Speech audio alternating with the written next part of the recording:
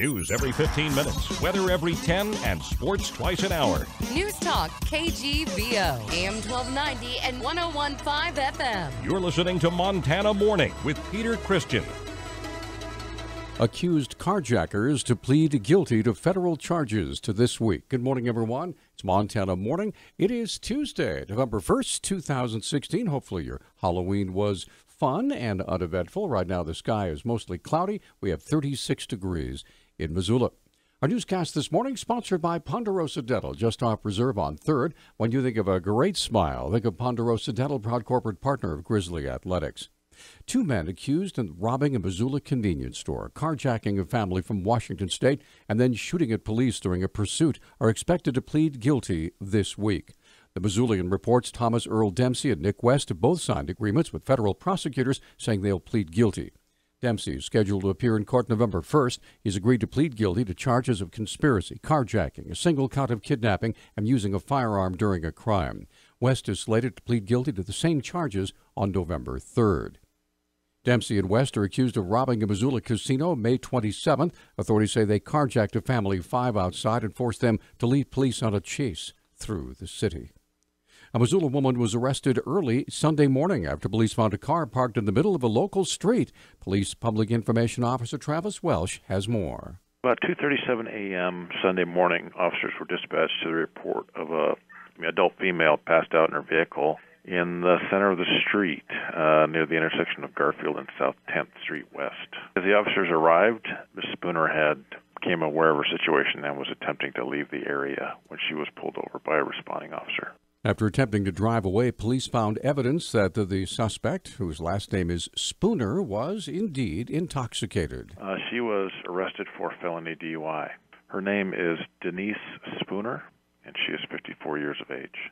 It appears that it is a fourth or subsequent, as she was arrested for a felony DUI. Welsh said Spooner's car was moved to a nearby curbside after she was taken into custody. Spooner was released from jail later that day after posting bond. A Yellowstone County judge has granted a woman's request for a temporary restraining order against Barry Beach after she reported that he had begun to stalk her. The Billings Gazette reports Justice of the Peace Pedro Hernandez granted the order Friday and scheduled a November 14th hearing on a permanent order.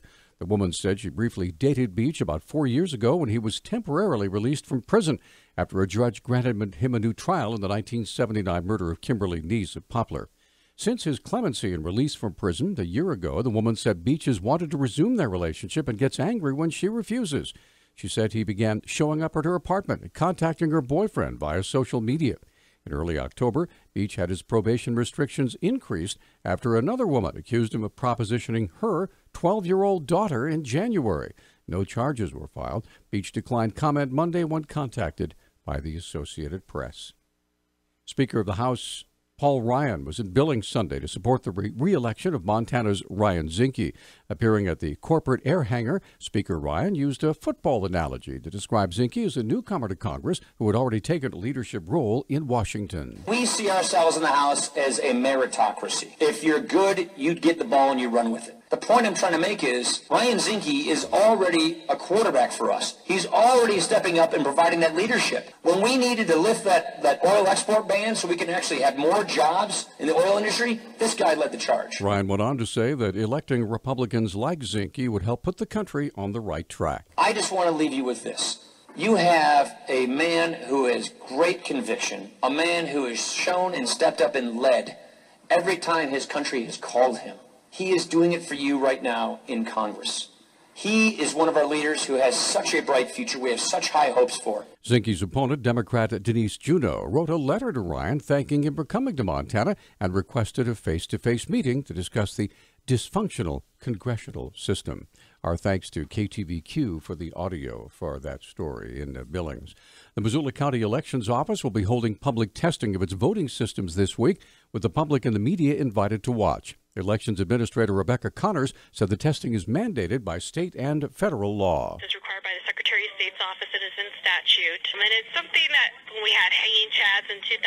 We had the National Voter Registration Act that followed that to make sure that practices across states and counties were uniform, and to ensure the integrity of the election. Part of that process is testing the machines. Connors lists the voting machines that will undergo testing this week prior to this coming Tuesday, 1 week from today, the general election. We test all the machines that we use in the election. That includes auto marks that assist a disabled voter with marking their ballot. That does not tabulate any votes. We then also test what we call the M100. Those are the precinct polling place tabulators. And then we also test the tabulators that count absentee ballots, the DS-850s. The testing will be held at the County Records Center at 2147 Ernest Avenue tomorrow and Thursday from 9 to 4:30. Both the media and the public are invited to observe. A 50-year-old Oklahoma man is hospitalized after a rifle accidentally discharged during a Montana hunting trip and a ricocheted cartridge struck him in the head. Muscle County Sheriff Michael Thomas said 5 Oklahoma residents were on a hunting trip in the Bull Mountains southeast of Roundup Sunday when the accident occurred. While getting out of a side-by-side all-terrain vehicle, a .30-06 rifle was negligently discharged. Thomas said the cartridge ricocheted off the metal frame of the ATV, causing shrapnel to be lodged in the victim's head. Thomas said the man's wife drove him to the hospital in Roundup. He was later transferred to the Billings clinic. Deputies do not suspect any foul play. The man's name and hometown have not been released.